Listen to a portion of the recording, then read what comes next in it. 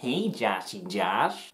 Oh God, what do you want? Well, I just watched your last video in which you said how much you love The Walking Dead this season. And how exactly did you watch that? I mean, what did you watch it on? You live in a bloody cupboard. Well, that's my little secret, buddy. You see, when you're asleep, I come up and lay next to you and go on your laptop. You should see you when you're sleeping. You're so cute. Right, that's it. I've had enough. Hello? Yeah, can you put me through to the police, please? Wait, police. Before you phone the 5-0, I have some incredible news for you. Just spit it out, Scott, and when you're finished, I am putting a bloody padlock on that door. Well, you know how you said that you were glad that there were no flashbacks so far this season? Well, the latest episode has so many flashbacks, it is incredible. In fact, it's almost an entire episode of flashbacks. No. Josh, are you okay? No. Right, I'm just gonna go back inside now. Boy, this guy's weird, even for me.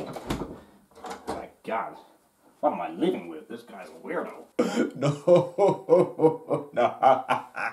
Hello everyone and welcome. In this video I will be sharing my thoughts on the latest episode of The Walking Dead Omega. As always, there will be full spoilers in this video, so consider yourselves warned. Anyway, without further ado, let's begin. As you can tell from this video's introduction, I wasn't too impressed by this week's episode, or at least I wasn't when I first watched it. I found Omega to be a bit of a hard episode to review. My immediate reaction to it wasn't great. I found it to be a bit boring and it had some laughable moments for all the wrong reasons. However, after taking 30 or so minutes to think about it, I saw the episode in a completely different light, and even came to better understand some of its weird laughable moments, which I will explain later in the review. Omega has a decent payoff of how it wraps things up, and I have to say I was impressed with the way in which I grew to like Lydia as the episode progressed. However, it's worth pointing out that this episode is pretty much just Daryl and Henry talking to Lydia for 40 minutes, so if you don't really care for that as a concept, you aren't really going to get much out of it. I have to admit I was a bit nervous about this episode when I saw The Walking Dead's Facebook post the day before it aired in the US. Tomorrow, meet the woman before she became Alpha on AMC's The Walking Dead. Yeah, great. Let's have an episode centered on the backstory of a woman who appeared for only 10 seconds in the last episode,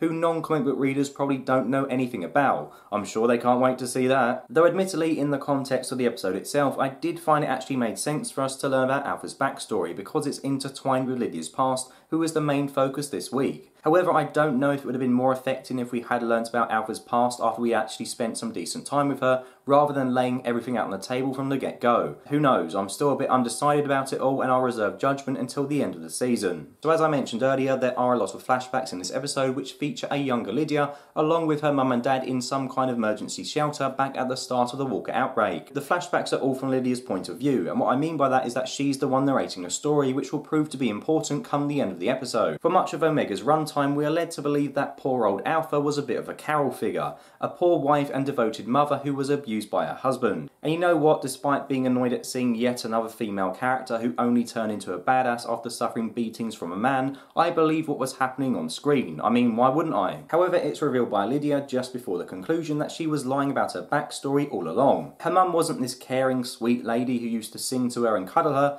No, instead Lydia was retelling the story that her mum had told her over and over again. In fact, Alpha had told Lydia her false version of events so many times that Lydia's memories ended up becoming distorted as a result of this, which is a classic sign of psychological abuse. It turns out that Lydia's dad was neither the arsehole that she was told he was or the weak man who deserved to die. Instead, it was he who comforted her, not Alpha, when things went to shit, with him dying due to Alpha slicing open his throat. And you know what, I thought this was a pretty damn good twist if I'm honest, particularly because I was so taken in by Lydia's first version of events, so I didn't really see this reveal coming. The more I think about this reveal, the more I begin to question some of the moments seen in Lydia's first few flashbacks that I couldn't get my head around initially. For instance, there's a brief scene in which Lydia's dad starts trimming his beard, which upon first viewing I thought was one of the dumbest things I'd ever seen. He picks up some clippers, starts cutting his beard, all while saying, "I can't stand this, never could, but you always liked it. World's over now, I can do what I want." My first reaction to this was, what the hell was that all about? "Hey look everyone, I'm a big man, I'm gonna trim my beard, you can't stop me,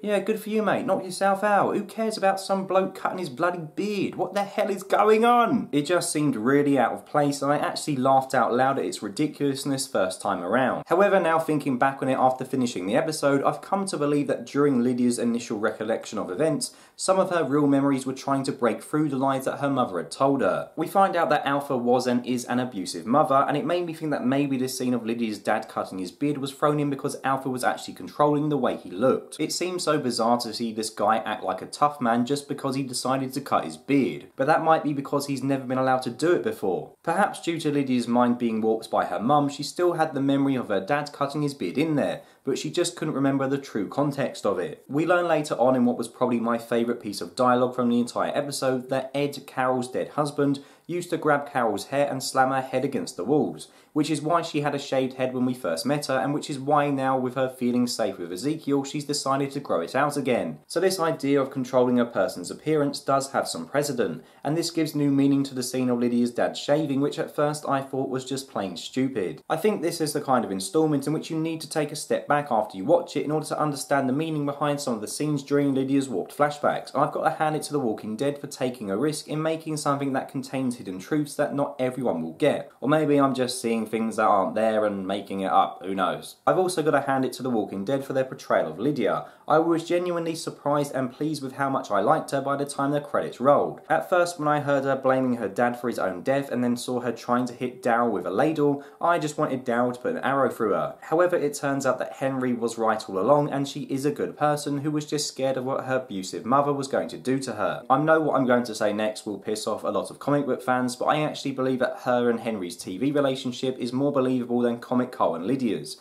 I still like Henry a lot, which is a surprise given how much I detested the previous child actor before this season, and his and Lydia's relationship seems quite sweet, so I am rooting for the both of them. Norman Reedus put in another solid performance, with Daryl actually having some development as he went from hating Lydia to liking her due to he and her having the same trauma of being beaten by their parents. I also loved seeing Daryl storm into the cellar when he heard Henry talking about the kingdom. Granted, Henry was a bit dumb for talking about it, but I don't think he did it on purpose, but it showed at that moment in time that Daryl was not going to take any crap. I will say though that I am surprised that Daryl didn't break either of the basement doors this episode. Seriously, every 5 minutes there was another shot of him slamming the doors open as hard as he could. Just chill out, Daryl. It will all be okay, I promise. Anyway, the other story arc this week was focused on Magna's group trying to find their friend Luke and Enid's boyfriend Alden. We first see them searching during daylight with the help of Tara, at which point Yumiko suggests to Tara that it would be better if they all split up. Now, I'm sure that I wasn't the only person at this point who was screaming at my TV saying, Yumiko, what the hell are you thinking? There I was praying that The Walking Dead wouldn't go down the cliche horror route of separating all its characters when Tara, of all people, stepped in to save the day. Tara said that everyone needed to stay together, to which everyone eventually agreed on.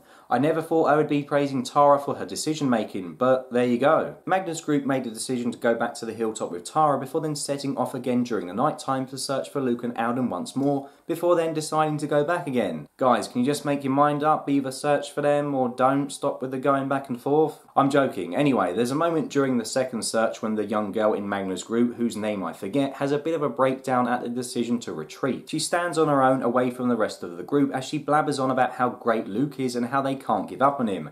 Now, I was almost 100% certain at this point, with her crying in the woods away from the rest of the group, a walker was going to jump out and kill her, but this didn't happen. Maybe The Walking Dead has learnt that its viewers expect these kind of cliche horror deaths, so was just toying with us here, but I expected to see her die nonetheless. And it might have actually been better for the Hilltop if she did die, as she and her sister, unbeknownst to them, led the walkers all the way back to Hilltop. Like last week's cliffhanger, this was another exciting ending which got me looking forward to what comes next. At the start of this episode, I would have expected Daryl to hand over Lydia to Alpha without really caring. However, now he knows what she's like, I think he's going to try and protect this girl from her abuser, just as he had wished Mel had protected him, had Mel known what his dad was really doing to his baby brother. Prior to the Whisperers showing up outside the gates, Tara has a brief word with Yumiko about her leaving camp against her orders. Tara basically says to her, if you don't agree with what I say, then just tell me. I liked how open she was with Yumiko, and it makes me think that if she's willing to listen to her people, she could go on to be a good leader. This attitude is a stark contrast to Rick, as he was very much his way or the highway,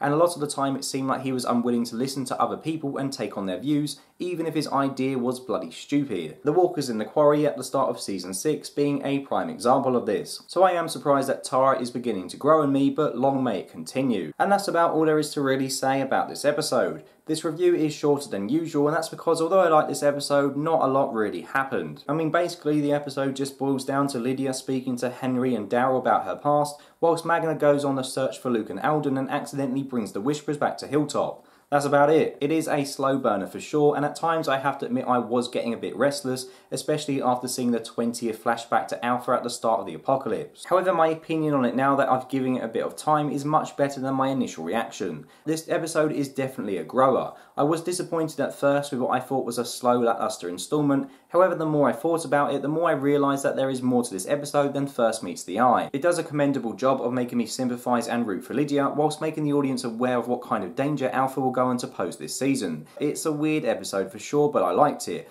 I'm not sure everyone else will feel the same, and that's fine, and it's not by any means my favourite episode of this season, but I do appreciate it for what it does. So anyway, that's the end of the video. I hope you enjoyed it. Please let me know your thoughts below. Did you like this episode? Did you hate it? Or did you just think it was a bit mediocre? Whatever your thoughts, please let me know below. And on that note, as always, a big thank you everyone for watching, and until next time, take care, goodbye.